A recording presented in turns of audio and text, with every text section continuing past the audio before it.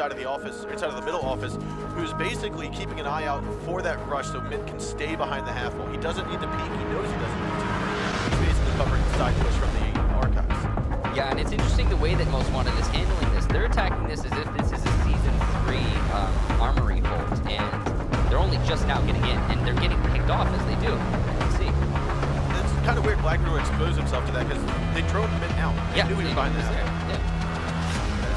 Here, a 5-on-3 at the moment, still 1/3 of the round left to go. My man's gonna move on forward, gets the pick on Pojo, moves on over and gets hot and cold, but will be down by Mint and finished off. That's Mint's second kill of the round. You still have Gurmy Wormy up here against Mint on a 1-on-1. What is gonna happen now? Mint is tucked around and behind the lockers. He's gonna peek on out and get a triple kill. Third kill of the round here onto Gurmy. Now Fox is trying to contest it. That's gonna allow Mint to get focus on downstairs. He drops through the hatch, returns back. Him out. He and Smoke now holding the A site as a pairing. Delican's in there, is being choked out by the smoke itself. Exclusive though is the man with the diffuser, and he's got 40 seconds to get it to a bomb site. Blackbeard inside on the bomb now, is in a very, very dangerous position for the defenders to deal with. Flashbangs himself a little bit awkward as the smokes continue to come out.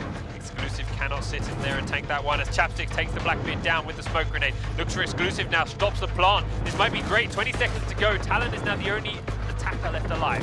And he is stuck on this window. Cannot repel in as there's two people looking his way.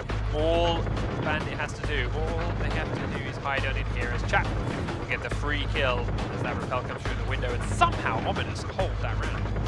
It's a great duo between Bandit and Chapstick. Really holding it out, like you said. Bandit on that wide stair.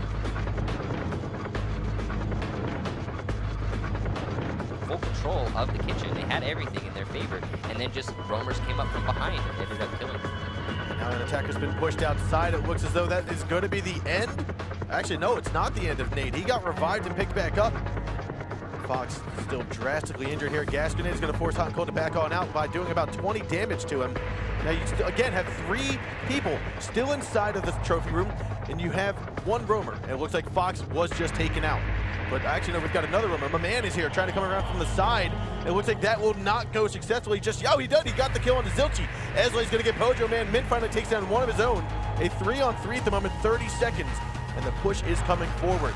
Then my man is back on site. Sorry, not on site, but he is right inside of the main lobby, waiting for Hot and Cold to push on forward.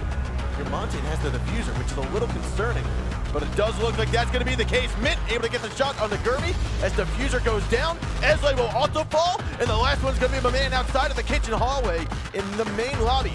He's able to pick off Mint, though. That's not going to be a 3K for him. He's not going to be able to win this with the Montagne on the field here. He had to be extreme.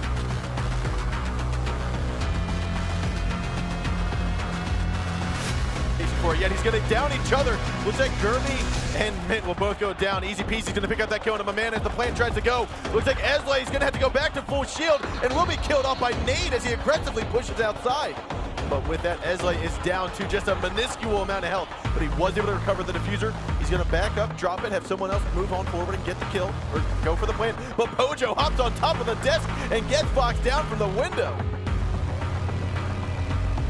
He's still right behind the half wall. He's going to move up forward. He hears the Montagne and just cannot land the shot. Mint, however, will finish off Gurmy.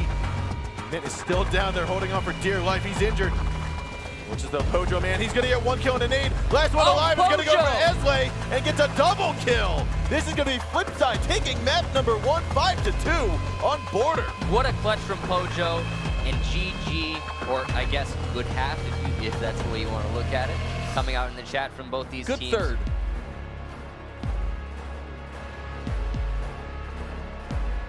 Push aggressively onto this, and Exclusive has pinned himself in the corner because of it. Justin a crossover in CCTV, gets picked out by Jarvis in pre-fire. BKN does get Exclusive after all of that. And even though it took longer to do it this time, Ominous still figured out exactly where the defenders were and are now singling them out and picking them off one by one. The smoke grenades are coming out from Talon now to try and pin them back into the office though. With 45 seconds to go on the clock, it might actually be working this time.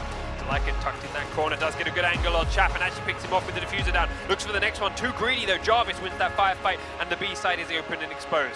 Talon is at a distance, he has 1 smoke grenade left but 30 seconds to cover. Brian's already inside the room now, it's too slow. Brian's taking damage from it, but as he pushes forward, Talon gets 2 actually. It's a beautiful pickup for him, holding his team into this round. Now, BKN, B BC pushing on in, 2v1. Talon's be smoke grenades till the SPG-11 and a shotgun. 15 seconds to go. BKN inside the site is planting. The push forward comes through. Talon takes down BC, and he gets BKN! Talon with a 4K to hold Onslaught and get in the first round.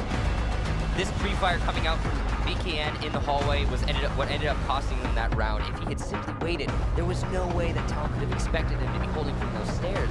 And ultimately, beautiful play by Talon. Like, you have to attribute that win to him entirely. But I have to feel like, I can't help but feel like Onslaught, or Ominous rather, kind of threw that round towards the end, trying to, okay, we've got the 4-to-1 man advantage, we can just go ahead